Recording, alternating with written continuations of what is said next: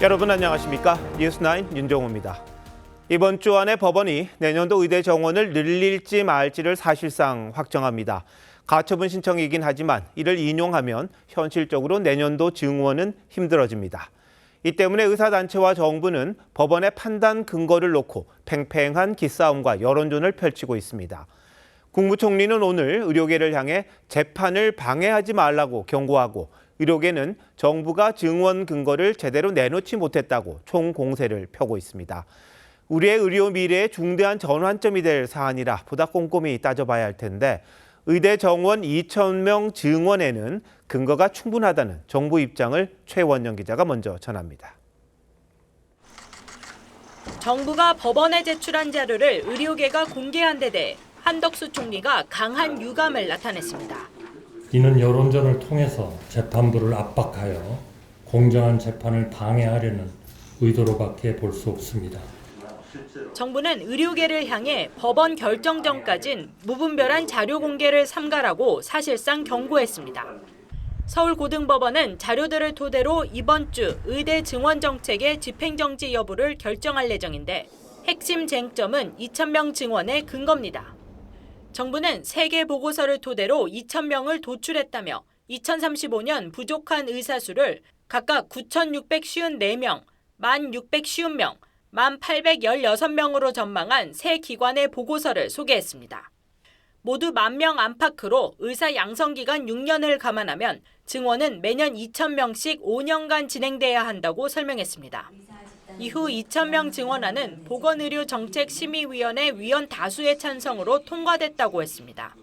23명의 위원이 참석을 하셨고 19분은 특별히 반대 의견이 없으셨고 또 당시 이 회의에선 증원 규모를 2,000명이 아니라 3,000명까지 늘려야 한다는 의견도 일부 의료단체 측으로부터 나온 것으로 확인됐습니다. 정부는 증원 근거가 타당하다고 주장하면서도 법원의 집행정지 결정 가능성 또한 염두에 두는 분위기입니다. 정부는 이 경우 곧바로 항고해 대법원 판결을 구하겠다고 강조했습니다. TV조선 최원영입니다. 이 같은 정부 주장을 의료계는 전혀 받아들이지 않고 있습니다. 법원에 제출한 정부 자료를 모두 공개했고 정부가 2,000명 확대가 왜 필요한지에 대해 용역 연구도 발주하지 않았는데 어떻게 근거가 있을 수 있냐며 반발하고 있습니다. 황민지 기자입니다.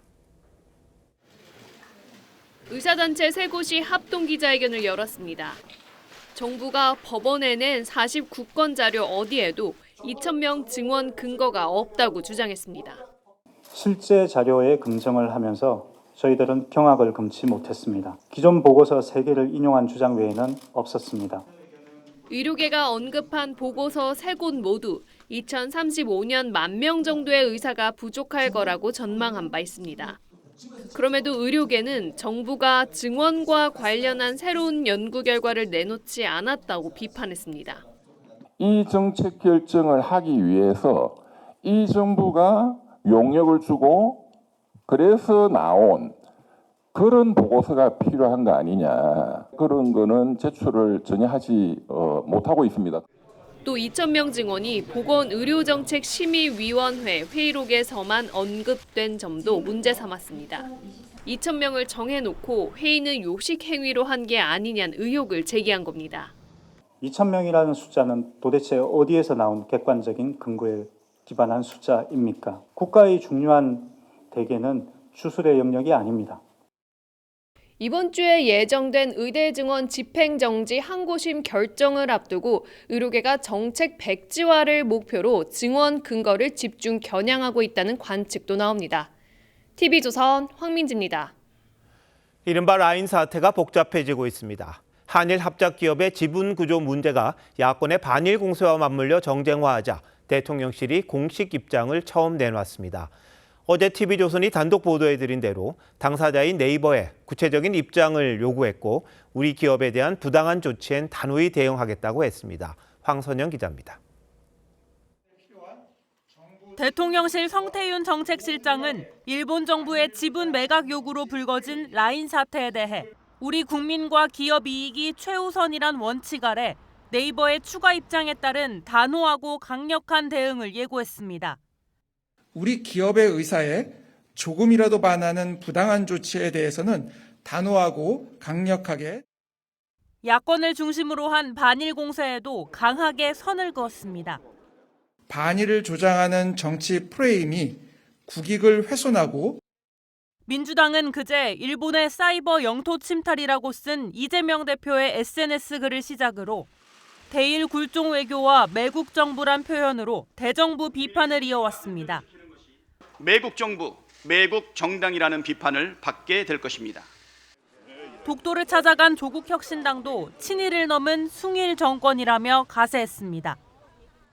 그 시장과 기술력, 데이터를 몽땅 빼앗기게 생겼습니다. 그런데도 윤석열 정권은 속수무책입니다. 대통령실은 그동안 네이버가 가장 원하는 방식으로 대응해왔다며 반일 이슈로 가는 건 우리 기업의 의사결정에 더 불리하게 작용할 수 있다고 지적했습니다. TV조선 황선영입니다. 이런 가운데 네이버 노동조합도 라인 야후 지분 매각에 반대한다고 밝혔습니다. 라인의 한국 내 직원은 2,500명에 달하는데 고용이 불안해지는 걸 우려하는 겁니다. 네이버는 이러지도 저러지도 못하고 있다는데 왜 그런 건지 김지아 기자가 취재했습니다. 네이버 노조는 오늘 성명을 내고 라인 계열 구성원과 기술 보호가 최우선이라며 지분 매각에 반대한다는 입장을 밝혔습니다. 일본 기업이 완전 개발 자회사처럼 되는 거니까 그러면 그때는 이제 나중에 기술을 뺏길 수도 있고 그분들도 그런 고용 불안을 느낄 수가 있기 때문에 노조 측은 50%의 지분 중 일부라도 소프트뱅크에 넘어간다면 라인 직원 2,500여 명의 고용이 당장 불안해질 것이라고 강조했습니다. 네이버는 진퇴양난에 빠졌습니다. 지난주 지분 매각을 포함한 모든 가능성을 두고 소프트뱅크와 협상 중이라고 밝혔지만 이번 사태가 정치 외교적 사안으로 비화되면서 운신의 폭이 좁아졌습니다. 네이버는 현재 SNS인 라인 외에 웹툰 서비스 라인 망가와 메타버스 플랫폼 제페토 등 일본에서 큰 인기를 끌고 있는 B2C 서비스를 확대하고 있는데 양국의 감정 싸움이 격화되면 악영향을 받을 수밖에 없습니다. 협상 기한을 최소한 연말에도 연장을 시키고 우리 정부와 국회가 신속히 나서서 이 문제에 대해서 빨리 해결해 주는 것, 일부 운신의 폭을 넓혀주는 게 필요하다고 생각하는 겁니다. 일각에선 네이버가 명확한 입장을 밝히지 않는 바람에 불필요한 논란을 야기하고 있다며 하루빨리 협상 과정에 대한 입장과 계획을 내놔야 한다고 지적합니다. TV조선 김자입니다. 라인 사태를 놓고 왜 우리 정부가 수수방관하냐는 지적이 있습니다. 한일 기업 간의 경영권 논란에 정부가 개입하는 게 가능한지 따져보겠습니다. 김자민 기자, 먼저 라인 야후에 대해서 알아보죠. 이 라인은 우리나라 네이버가 만든 서비스인 거죠? 네, 맞습니다. 이 라인은 2011년 일본에 진출해 일본인 약 80%가 쓰는 국민 메신저로 성장했습니다. 이후 네이버는 2021년 일본 소프트뱅크와 합작 회사인 A홀딩스를 세우고 지분을 50%씩 나눠 가졌습니다. 이 A홀딩스가 라인 야후를 지배하는 구조입니다. 자, 본대로 지분은 50%씩 각각 같은데 그럼 실질적인 경영은 어디서 하는 겁니까? 네, 라인 야후 대주주인 A홀딩스의 이사회 5명 중 3명은 소프트뱅크 사람입니다. 그러다 보니 경영은 일본이, 정보통신 인프라는 한국이 관리하는 형태로 운영되고 있습니다. 그러다가 문제가 된 게 작년 11월이었나요? 라인 야후에 개인정보가 유출된 그 사건이었죠? 네, 이 네이버 클라우드가 사이버 공격을 받으면서 여기에서 관리하던 라인 야후의 개인정보 51만여 건이 유출됐습니다. 일본 총무성은 올 들어 2차례 라인 야후를 상대로 행정 지도에 나섰습니다. 이 라인 야후가 시스템 업무를 네이버에 과도하게 의존하고 있다며 자본관계 재검토를 요구했는데요. 사실상 네이버의 경영권을 통째로 넘기라는 압박으로 해석되면서 논란이 시작됐습니다. 자, 이름은 행정 지도지만 사실상 네이버의 경영권을 넘겨라 이런 뜻으로 해석이 됩니다. 그런데 보안을 강화하라 이렇게 이야기한 게 아니라 왜 이렇게 개별 기업의 경영권에 개입을 하는 겁니까? 가능한 이야기입니까? 네, 네이버 측도 행정 지도 자체가 굉장히 이례적인 일이라고 밝혔는데요. 라인 야후가 일본 정부의 요구에 부응하듯 유일한 한국인 사내이사를 퇴임 의결하자 일본 정부와 기업이 라인 강탈에 나섰다는 국내 여론이 형성됐습니다. 자, 그러자 왜 한국 정부는 가만히 있느냐, 개입을 해야 되는 것 아니냐 이런 지적을 합니다. 그런데 우리 정부가 실제로 개입을 할 수 있는 사안인가요? 네, 의견이 엇갈립니다. 한쪽에선 자국 기업의 이익이 침해될 땐 민관이 함께 방어해야 한다고 지적하는데요. 미국 정부가 한국의 망사용료 의무화 법안을 자국 기업에 불이익을 준다고 반대하고 나선 것처럼 해야 한다는 겁니다.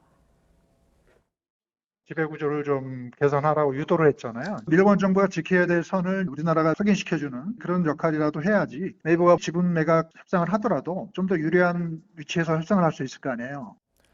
그럼 정부가 개입하는 건 아직 시기상조다, 이런 주장은 왜 나오는 겁니까? 네, 아직 네이버는 이 사태에 대해 구체적인 입장을 밝힌 적이 없습니다. 이런 상황에서 정부가 나서는 건 외교적 분쟁만 초래한다는 지적이 나옵니다. 네이버가 손해를 보고 있다는 게 있어야지 한국 정부가 개입할 여지가 있는 것이지, 지금은 물론 행정 지도라는 거에 의해서 촉발은 됐지만 과연 네이버가 손해를 보는 건지, 왜냐하면 네이버가 나오게 되면 큰 돈을 들고 나오잖아요. 한국의 원천 기술을 빼앗긴다, 이러면 정부가 가만히 있을 수는 없을 텐데 지금 상황은 좀 모호해 보이긴 합니다. 그렇다고 반일 감정만 부추긴다고 해결될 것 같지는 않고요. 국익이 가장 우선이 아닌가 싶긴 한데 좀 따져봐야겠습니다, 다시. 네, 김자문 기자 잘 들었습니다.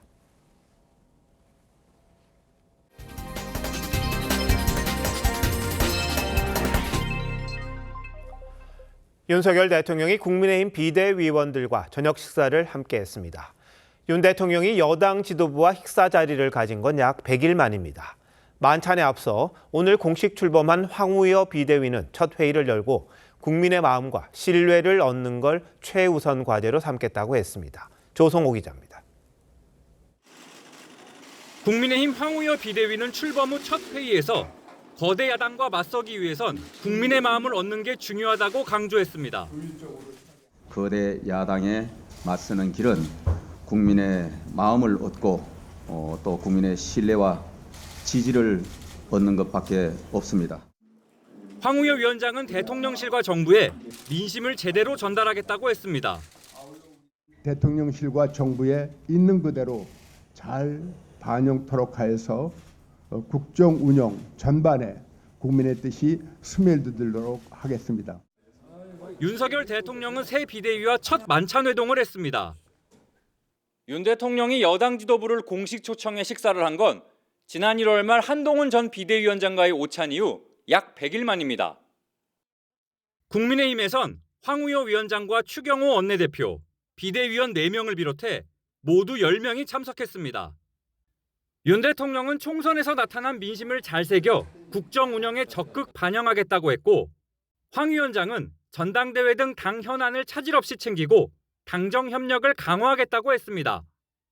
앞서 윤 대통령은 참모들에게 저출생 수석실 신설 준비를 지시했습니다. 지난주 기자회견에서 저출생 대응기획부 구상을 밝힌 데 이어 대통령실 조직도 추가 개편하는 건데, 대통령실은 가장 중요한 국가 과제인 만큼 각계 의견을 충분히 경청해 구성하겠다고 했습니다. TV조선 조성호입니다. 총선 이후 공개 활동을 하지 않고 있는 한동훈 전 국민의힘 비상대책위원장과 이재명 민주당 대표와의 대결에서 패배한 원희룡 전 국토부 장관이 어젯밤 만찬을 같이 했습니다. 차기 대권 주자이자 당 대표 후보군에도 드는 두 사람인지라 왜 만났는지, 무슨 말을 했는지 해석이 분분합니다. 당권 주자들이 슬슬 몸을 풀면서 전당대회를 언제 하고 당원들로만 대표를 뽑는 현재 방식을 바꿀지를 놓고도 신경전이 고조되고 있습니다. 한송원 기자의 보도입니다. 한동훈 전 비대위원장과 원희룡 전 장관의 어젯밤 만찬은 원 전 장관이 먼저 제안한 걸로 전해졌습니다. 만찬은 한 전 위원장 자택 근처 중식당에서 이루어졌습니다. 여권 관계자는 두 사람 간 회동이 시기상조라고 생각했던 원 전 장관의 마음이 최근 바뀐 것으로 안다고 전했습니다. 원희룡 후보가 추가적으로 인천에서의 약속, 계양에서의 약속을 통해서 대한민국을 어떻게 바꿀 것인지에 대해서 좀 더 설명드리기로 했습니다. 유력한 차기 당권 주자인 두 사람은 전당대회를 포함한 향후 당 방향에 대해서도 논의한 것으로 알려졌습니다. 당내에선 당신 100%인 현행 전당대회를 변경 여부를 둘러싼 신경전도 고조되고 있습니다. 오늘 출범한 비대위원들도 이에 대한 입장이 다른 걸로 알려졌습니다. 조속히 경선 룰을 국민들의 눈높이에 맞게 개정을 하고, 작년에 저희들이 책임당원이 80만 명이었습니다. 이 정도 되면 결국은 당심이 민심이라고 볼 수 있는 여지가 있다. 추경호 원내대표는 한동훈 비대위 사무총장이던 장동혁 의원을 원내수석 대변인으로 내정했습니다. TV조선 한송원입니다. 야당은 정부에 대한 압박을 강화하고 있는데 연일 경계선을 넘나드는 모양새입니다. 윤석열 대통령이 해병대원 특검법에 대한 제2요구권, 즉 거부권 행사를 시사한 걸 두고 탄핵으로 이어질 수 있다는 경고성 발언은 기본이었고요. 대통령의 거부권을 제한하는 원포인트 개헌을 하자는 제안까지 나왔습니다. 장세희 기자가 보도합니다. 민주당 헌법개정특위 위원장을 맡고 있는 윤호중 의원은 대통령의 거부권 행사 범위를 제한하도록 헌법을 고치자고 제안했습니다. 현행 헌법엔 국회에서 의결된 모든 법률안에 대해 거부권 행사가 가능하도록 규정돼 있습니다. 대통령의 거부권은 어디까지나 헌법 수호를 위한 헌법적 장치로서 행사되어야 합니다. 가족이나 측근 수호를 위한 사적 행사여서는 안 되는 것입니다. 다만 구체적인 제한 범위에 대해선 추가 논의가 필요하다고 했습니다. 대통령이 여당 당적을 갖고 있어 정쟁이 되풀이된다며 국회의장처럼 당적을 갖지 못하게 헌법으로 정하자고도 했습니다. 민주당은 윤석열 대통령을 향해 해병대원 특검법을 수용하라는 압박도 이어갔습니다. 초선 당선인 40여 명은 용산 대통령실을 찾아 두 번째 장외 집회를 벌였고 특검은 국민의 명령이다. 특검법 즉각 수용하라. 윤 대통령이 특검법을 거부할 경우 그 자체로 탄핵 사유가 된다고 경고했습니다. 거부권을 함부로 행사하는 것 자체가 위헌적 거부권 행사가 될 수 있다는 걸 좀 탄핵 사유가 될 수 있다는 얘기군요. 법적으로. 당연히 될 수 있습니다. 해병대원 특검법에 대한 윤석열 대통령의 거부권 행사 법정 시한은 오는 22일까지입니다. TV조선 장세희입니다. 조정식, 정성호 의원의 출마 포기로 22대 상반기 국회의장 선거는 추미애 당선인 그리고 우원식 의원의 맞대결로 압축이 됐습니다. 그런데 분위기는 추 당선인 쪽으로 기운다는 관측이 많습니다. 이 같은 교통정리는 친명계 핵심인 박찬대 원내대표가 주도한 걸로 알려졌는데 당내에서도 부적절하다는 비판이 나왔습니다. 최민식 기자가 보도합니다. 추미애 당선인은 이재명 대표가 자신에게 잘 해줬으면 좋겠다는 말을 했다고 전했습니다. 깊이 얘기를 나눴는데 순리대로 자연스럽게 갔으면 하는 바람입니다. 좀 잘 좀 해주시면 좋겠습니다. 다른 후보님한테는 그렇게 안 했다고 그래요. 이른바 명심이 자신에게 있다는 걸 강조한 것으로 풀이됩니다. 추 당선인의 국회의장 경쟁자인 우원식 의원은 정성호 의원의 출마 포기와 조정식 의원의 단일화에 황당하다며 불편한 기색을 감추지 않았습니다. 개혁과 혁신을 이야기하다 갑자기 선수, 나이, 관례 이런 거 얘기하니까 앞뒷말이 잘 안 맞는 거 아닌가. 당내에선 원내대표에 이어 국회의장까지 친명일색으로 정리되는 모양새가 좋지 않다는 지적도 나왔습니다. 국회의장까지도 이렇게 당심, 명심 어떤 식으로 정리가 되든 간에 이렇게 개입해서 이렇게 정리가 되는 것은 역대 처음인 것 같죠. 삼선의 박찬대 원내대표가 명심을 등에 업고 중진들을 상대로 교통정리에 나선 것도 문제란 지적입니다. 상임위 배정 등을 담당할 박 원내대표가 의장 선거에 개입하는 것 자체가 부적절하다는 겁니다. 민주당 한 의원은 원내대표에 이어 의장 선택권마저 박탈당했다며 당대표가 의전 서열 2위인 국회의장을 고르는 건 비정상적이라고 꼬집었습니다. TV조선 최민식입니다. 일주일 간격으로 선출된 여야 원내대표들이 오늘 상견례를 했습니다. 덕담과 농담을 주고받으면서도 민생지원금, 해병대원 특검법, 원 구성 등을 놓고선 팽팽한 기싸움도 벌였다는데 22대 국회 개원 후의 모습을 미리 보는 듯 했습니다. 정민진 기자가 취재했습니다. 민주당 박찬대 원내대표가 국민의힘 추경호 원내대표를 맞이합니다. 박 원내대표는 보라색 넥타이로 협치 의지를 드러냈고 추 원내대표도 덕담으로 화답했습니다. 가장 붉은 끼가 있는 하지만 파란색이 섞여 있는 보라색 넥타이를 했고요. 인품이 훌륭하시고 소통 능력이 탁월하시다 해서 늘 존경하고 좋아하는 마음으로. 하지만 현안 얘기가 시작되며 분위기는 달라졌습니다. 박 원내대표가 농담을 섞어가며 25만 원 민생지원금과 해병대원 특검법 수용을 촉구하자 추 원내대표의 표정은 굳어졌습니다. 추경 편성 협조 요청에 호하고 대답해 주시기 바랍니다. 추경호 우리 원내대표님에 대한 기대가 크고요. 총선 민심 수용 여부를 가르는 상징적인 사안이다. 뭐 갑자기 훅 들어오고 제 견해를 이야기하고 하면은 우리가 더 이상 대화를 못하지 않겠습니까? 이어 진행된 비공개 회동은 15분 만에 끝났고 두 사람은 주 한 차례 이상 만나 현안을 논의하기로 했습니다. 오늘 회동을 두고 여야 강대강대치의 예고편이라는 분석이 나오는 가운데 상임위원장 배분을 놓고 국회 원구성 협상이 첫 번째 난관이 될 전망입니다. TV조선 정민진입니다. 차기 국회의장의 무게추가 선명성을 강조해온 강경파 추미애 당선인 쪽으로 기우는 분위기입니다. 추 당선인 스스로 말했듯 이른바 명심이 자신을 밀고 있다 이렇게 이야기를 했는데 그 배경이 뭔지 그에 따라 22대 국회 모습은 어떻게 될지 정치부 이채림 기자와 짚어보도록 하겠습니다.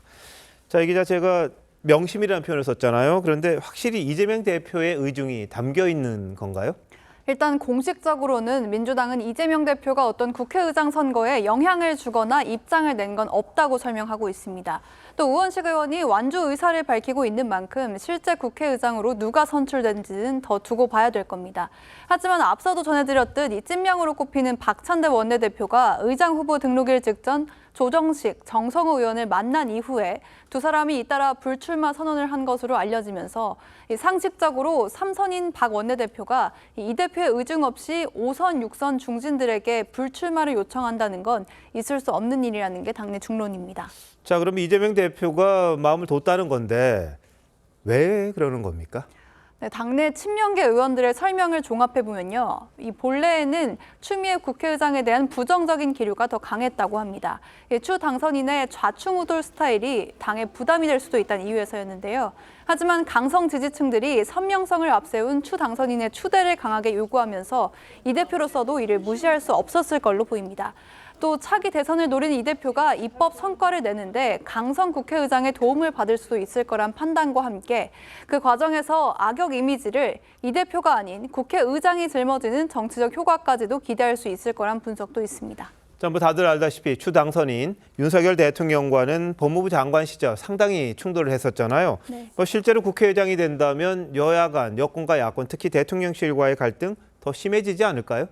네, 이미 추 당선인이 공개적으로 국회의장은 중립이 아니다 이런 말로 중재를 추구해온 그간의 의장들과 본인은 다를 거란 점을 분명히 하고 있습니다. 다만 당내 일각에서는 이 추미애 국회의장 체제 하에서 야당의 입법 독주가 더 심해질 경우 여론의 역풍이 예상보다 빨리 불 수도 있다고 우려하는 목소리도 있는 게 사실입니다. 네, 여당 이야기 한번 해볼까요? 민주당이 친명 일색이라면 오늘 보니까 국민의힘 비대위가 출범을 했는데 친윤 색깔이 강해졌다 이런 해석이 나오네요. 네, 인선이 발표된 직후부터 그런 비판이 많았는데요. 오늘 취재를 해보니까 여당 핵심 관계자는 이 특정 당권 주자에 대한 의견을 밝히지 않은 중립적인 분들, 그리고 지역과 일머리를 고려해 인선했다 이렇게 해명을 했습니다. 하지만 당내에서는 윤 대통령에게 각을 세우는 인물이 당선될 수 있는 그런 판은 안 만들겠다 이런 인선이라는 이 지적도 나왔습니다. 관건은 이 비윤계가 요구하는 당원 100%의 전당대회 룰 변경 여부와 함께 전당대회를 언제 개최할지 이걸 겁니다. 자, 지도부 뽑는 전당대회를 언제 여느냐 이게 왜 중요한 거죠? 네, 예를 들어서 한동훈 전 비대위원장의 경우 이 시기가 지날수록 총선 패배 책임론이 줄어들 수 있습니다. 또 한 전 위원장의 팬덤층이 전당대회 투표권을 행사하기 위해서는 이 당원 가입 이후 3개월이 지나야 하는데요. 한 전 위원장을 마뜩잖게 보고 있는 친윤계 일각에서 최대한 빨리 전당대회를 하자 이렇게 주장하는 이유도 이 때문으로 풀이가 됩니다. 그러니까 지지층이 들어오기 전에 빨리 하자 이런 내용이겠군요. 그런데 한 전 위원장 뭐 도서관에도 목격되고 사진도 많이 나와요. 이러다 보니까 슬슬 몸을 푼다 이런 이야기도 나오는데 여당도 전당대회로 좀 바빠지겠군요. 자, 이 기자 잘 들었습니다.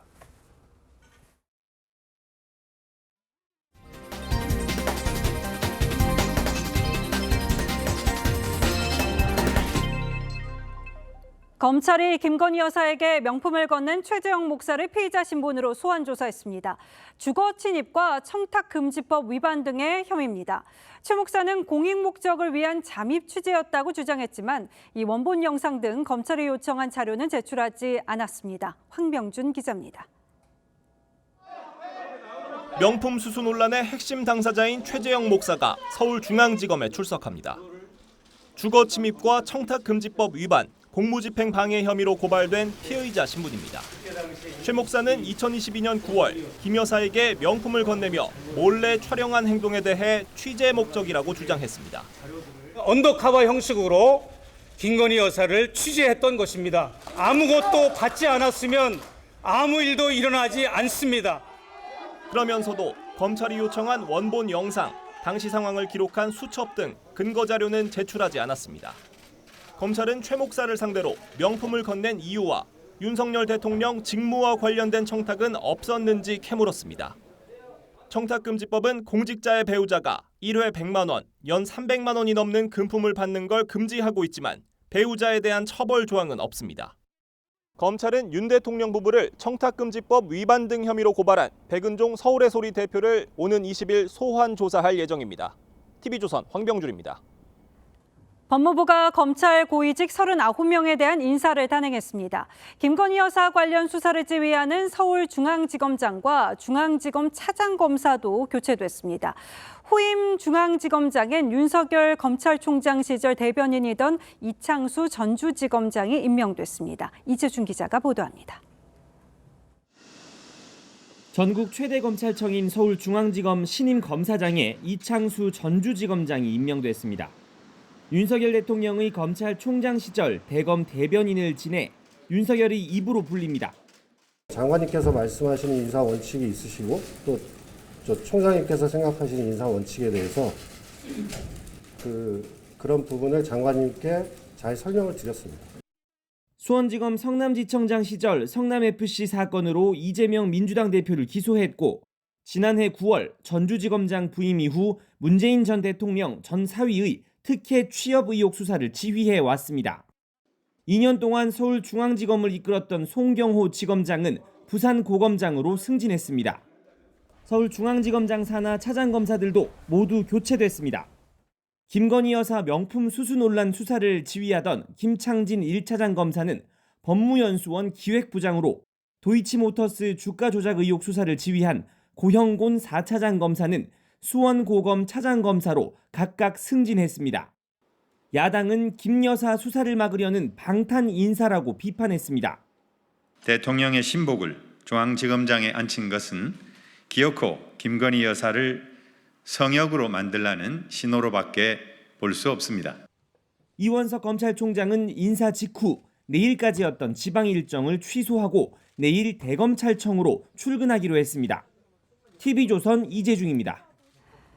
교차로 진입 직전 노란불로 바뀌면 어떻게 해야 할까요? 이 브레이크를 밟을까 싶지만 원활한 소통을 위해서는 지나가는 게 낫지 않을까 싶어서 엑셀을 밟기도 하는데요. 대법원의 선고가 나왔습니다. 노란불에는 무조건 멈춰야 합니다. 안혜리 기자입니다.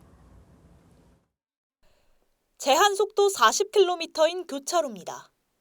시속 60km로 달리던 차량이 좌회전하려던 순간 신호가 노란불로 바뀝니다. 차량은 멈추지 않았고 직진하던 오토바이와 부딪힙니다. 이 사고로 10대 오토바이 운전자와 동승자가 부상을 입었습니다. 차량 운전자는 교차로 진입 직전 신호가 바뀌었고 오토바이가 신호 위반을 했다며 억울함을 호소했지만 상해 혐의로 재판에 넘겨졌습니다. 1심과 2심 재판부는 정지선 앞에서 노란불로 바뀐 경우 즉시 멈추면 교차로 안에 정차하게 돼 사고 발생 위험이 있다며 무죄를 선고했습니다. 하지만 대법원의 판단은 달랐습니다. 노란불로 바뀐 이상 정지선을 넘는 상황이 예상되더라도 멈추지 않으면 신호 위반이라며 유죄 취지로 파기환송했습니다. 피고인을 변호해온 한문철 변호사는 운전자를 위험하게 할 수 있다고 했지만 정지선에 짧다 하더라도 무조건 브레이크를 밟았어야 된다. 그런 취지로 해석될 수 있어서 매우 위험하다는 거죠. 이번 판결로 노란불을 둘러싼 혼란이 해소됐다는 평가도 나옵니다. TV조선 안혜리입니다. 태국 파타야에서 한국인 관광객이 납치된 뒤 살해당한 사건이 얼마 전 벌어졌었죠. 피의자 한 명이 한국에서 검거돼 경찰은 살해 동기 등을 조사하고 있는데요. 피살된 관광객은 신체 일부가 잔혹하게 훼손된 것으로 파악됐습니다. 보도에 이성진 기자입니다. 점퍼를 뒤집어 쓴 반바지 차림의 남성이 경찰 호송차에서 내립니다. 태국 파타야 한인 피살 사건의 용의자 3명 가운데 1명입니다. 경찰은 이 20대 피의자를 어제 저녁 전북 정읍의 자택에서 검거했습니다. 지난 7일 피해자 모친이 아들을 죽이겠다는 협박 전화를 받았다고 신고한 직후 태국 경찰과 공조해 용의자 3명의 동선을 추적한 결과 지난 9일 피의자가 입국한 사실을 파악하고 동선을 추적해 체포한 겁니다. 경찰은 이 남성을 상대로 왜 살해했는지, 이미 알려진 2명 외에 또 다른 공모자는 없는지 등을 추궁했지만 이 남성은 모든 혐의를 부인한 것으로 알려졌습니다. 피살된 30대 남성은 신체 일부도 훼손된 것으로 확인됐습니다. 범인들이 경찰의 신원 확인을 방해할 목적이었거나 고문을 한 것으로 추정됩니다. 태국 경찰이 아마 순차적으로 부분 부분도 자기들이 하게 되면 발표를 하게 될 겁니다. 경찰은 태국 경찰 발표를 인용해 검거되지 않은 용의자 2명 가운데 1명이 태국에서 캄보디아로 출국했다고 밝혔습니다. 다만 나머지 1명이 미얀마로 달아났다는 언급은 없었다고 설명했습니다. TV조선 이성진입니다. 무인 점포에서 난동이 잇따르고 있습니다. 만취 한 채 무인 점포에서 행패를 부리다가 출동한 경찰을 폭행하는가 하면 무인 점포가 자신의 집인 양 8시간 동안 무전 취식하기도 했습니다. 조윤정 기자의 단독 보도입니다. 한 남성이 무인 편의점 계산대를 넘어 들어가더니 모니터를 밀칩니다. 주먹으로 벽을 내리치고 진열대 물건들을 바닥에 집어 던집니다. 지난 10일 20대 남성이 만취 상태로 서울 동대문의 무인 편의점에서 난동을 부렸습니다. 무인 편의점 문을 열려면 이렇게 신용카드로 인증 절차를 거쳐야 하지만 문이 열렸습니다. 술에 취한 남성은 강제로 문을 열고 들어갔습니다. 바닥에 물건 틀어져 있었고 그리고 이제 그 친구가 벽을 쳤는지 피가 많이 좀 묻어 있었어요. 치우는데 하여튼 좀 애먹었습니다. 난동은 10분 넘게 이어졌고 경찰과 구급대원들이 잇따라 출동했지만 남성은 제지하는 경찰관까지 폭행했습니다. 지난달 22일 강원도 춘천의 한 무인 점포에서 무전 취식을 하던 40대 남성이 경찰에 체포됩니다. 가만히 있어, 가만히 있어. 이 남성은 8시간 동안 무전 취식을 하고 잠까지 잤는데 경찰이 출동하자 냉장고로 출입문을 막기까지 했습니다. 소방 요청해가지고 앞문 뜯고 뒤로 경찰관 2명 쪽문으로 사다리 놓고 들어가가지고 체포한 거예요. 서울에 있는 무인 점포에서 발생한 범죄는 매달 96건에 이릅니다. TV조선 조윤정입니다. 횡령과 배임 혐의로 징역을 살고 출소한 이호진 전 태광그룹 회장이 또다시 구속기로에 놓였습니다. 이 수십억대 비자금을 조성한 혐의인데요. 태광그룹은 이전 회장 대신 경영 총괄을 맡았던 전문 경영인이 벌인 일이라고 주장했습니다. 전정원 기자입니다. 경찰 수사관들이 파란 상자를 들고 나옵니다. 이호진 전 태광그룹 회장의 횡령과 배임 혐의에 대해 압수수색을 하는 겁니다. 혹시 허위로 급여 지급된 정황 파악하셨나요? 경찰은 이 전 회장이 2015년부터 3년간 계열사 임직원 급여를 이중 지급하는 수법으로 수십억 대의 비자금을 조성하고 계열사 공사비를 부당 지원한 걸로 보고 있습니다. 압수물 분석을 마친 경찰은 압수수색 6개월여 만에 이 전 회장에 대해 구속영장을 신청했습니다. 태광그룹은 이 전 회장의 혐의 대부분은 그룹 경영을 총괄했던 전직 임원이 벌인 일이라며 해당 임원을 최근 검찰에 고발했다고 밝혔습니다.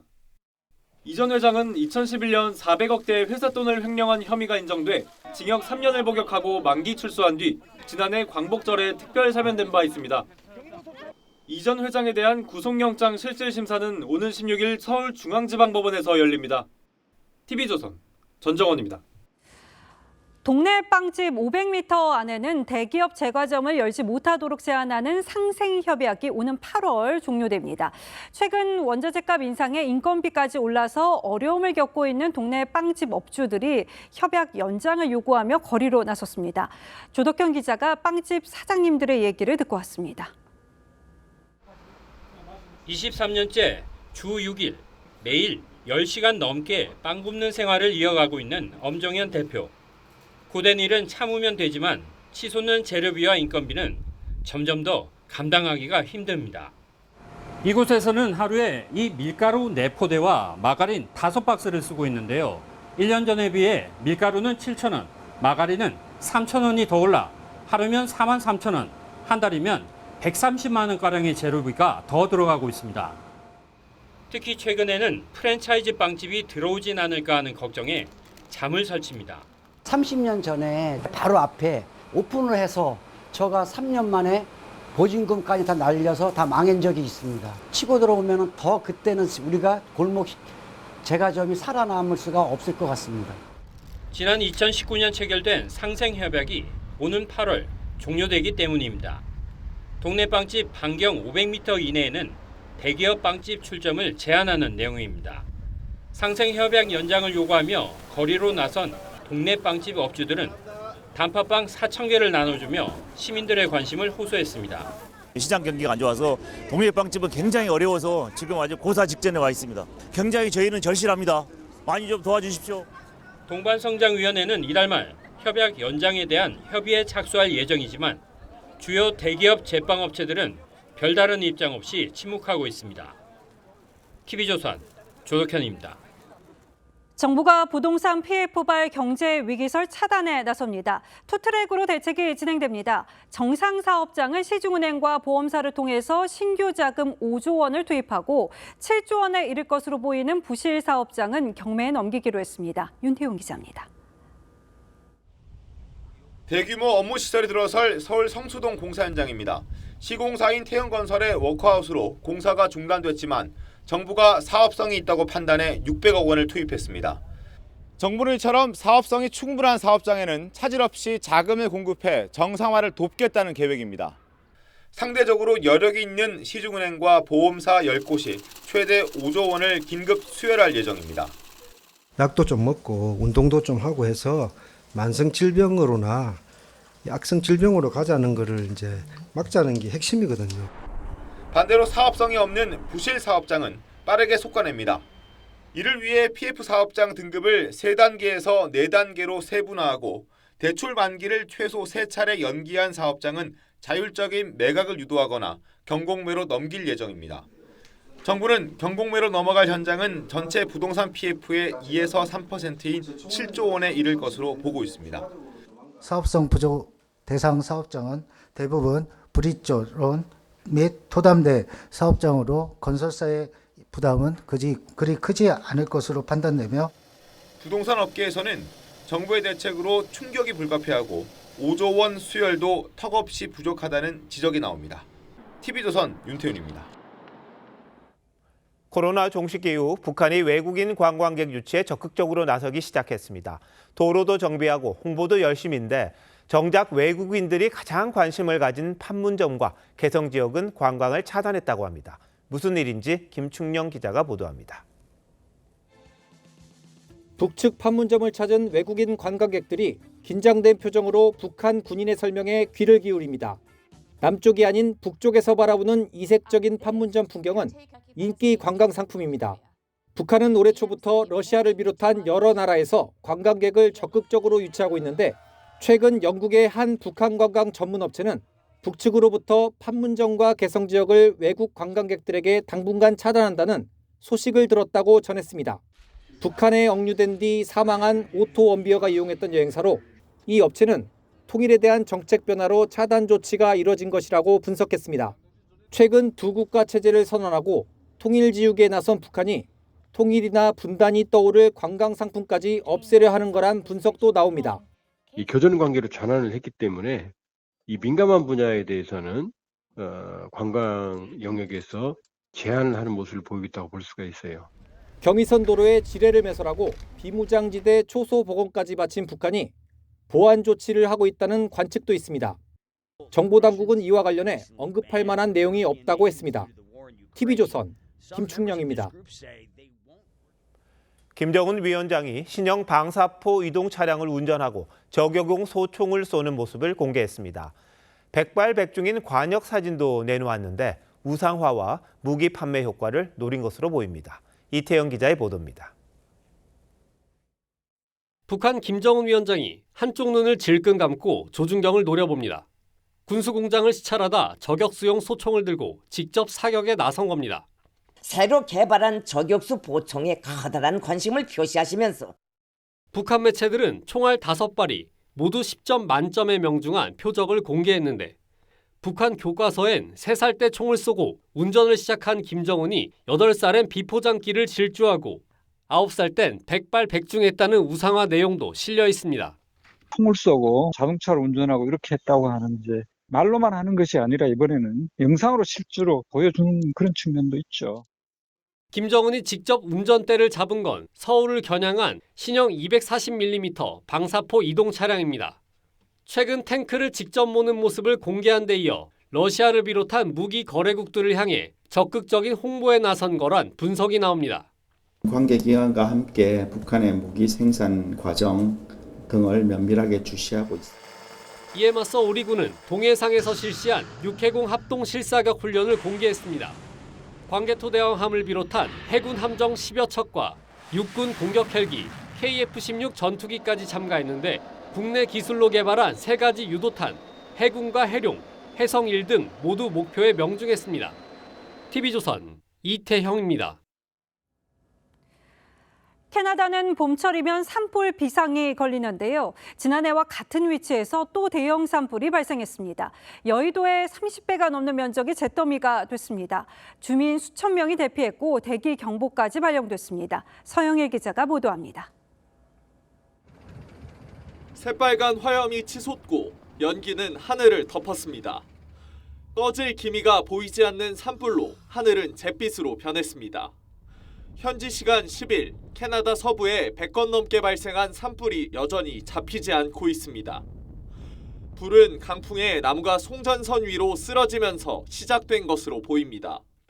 브리티시 컬럼비아주와 엘버타주 등 중서부 지역으로 퍼지고 있는데 여의도 면적의 34배가 불에 탔습니다.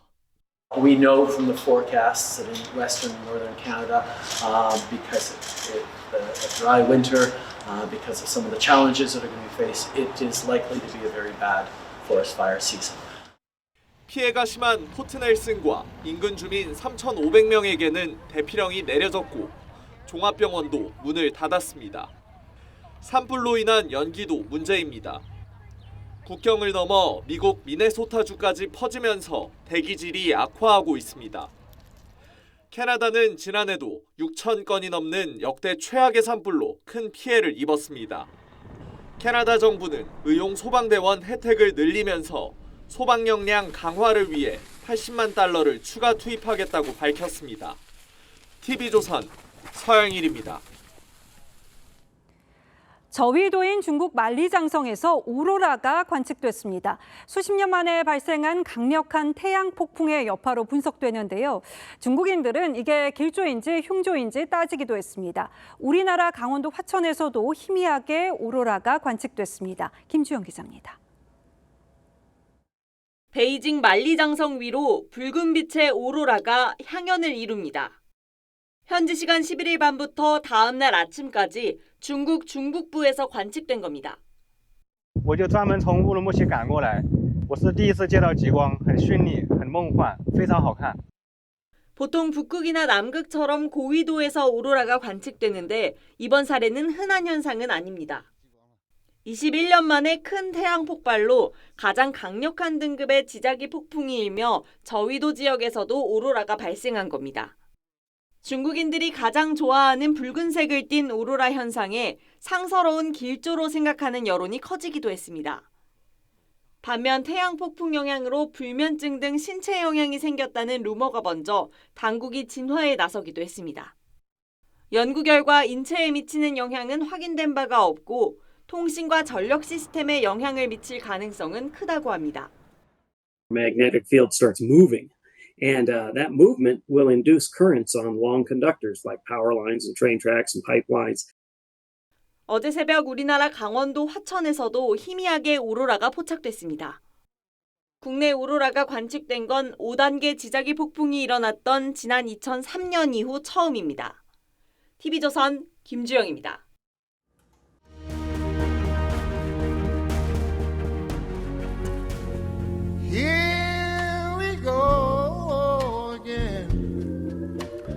떠났던 그녀가 돌아와 전화를 걸어옵니다. She'll break my heart again. I'll play the part again. 카터의 장황한 공격을 레이건이 웃으며 지켜봅니다. An emphasis on catastrophic health insurance, so that if a family is threatened with being wiped out economically because of very... 다 듣더니 촌철살인 명언으로 제압해버립니다. There you go again.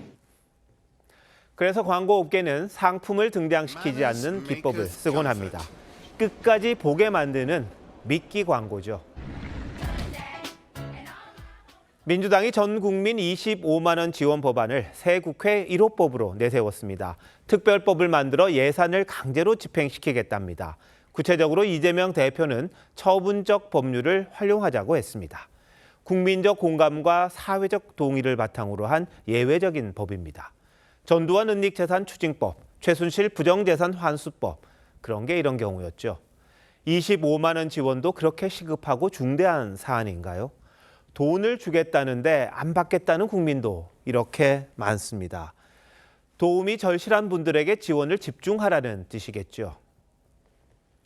코로나 때도 전 국민 지원은 1차 한 번뿐이었습니다. 재난지원금이 모처럼 소고기 국거리를 사는 데 쓰였고 가슴이 뭉클하기도 합니다. 하지만 그때뿐인 14조 원 중에 소비 증대로 이어진 건 30% 안팎에 그쳤습니다. 그나마 대부분 대기업과 제조업 매출에 쏠렸습니다. 특별법은 무엇보다 헌법이 정부에 부여한 예산 편성권과 집행권을 침범하는 위헌 소지가 큽니다. 앞으로 총선에서 이기면 삼권 분립을 대놓고 뒤흔들어도 된다는 건가요? 주인 없는 목초지는 금방 황폐해집니다. 아무나 소를 몰고 와 풀을 먹이기 때문입니다. 이른바 공유지의 비극입니다. 모두의 것은 아무의 것도 아니다. 이런 말도 있죠. 국가 재정과 예산은 그러나 무주공산이 아닙니다. 국민의 피와 땀이 서린 세금입니다. 그걸 기어이 무차별 살포하려는 목적이 뭐겠습니까? 미끼 광고도 속내는 결국 상품을 더 팔아 이윤을 더 거두겠다는 뜻이겠죠. 포퓰리즘 정치가 궁극적으로 겨누는 관역도 자명합니다. 목초지가 황무지가 되건 말건. 저는 계속 앞으로 포퓰리즘 하려고 5월 13일 랭커 칼럼 오늘 포퓰리즘이었습니다.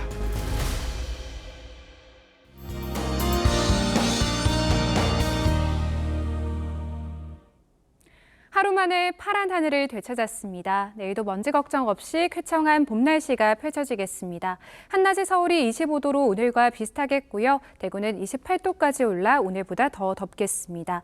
단 큰 일교차에는 유의하셔야겠습니다.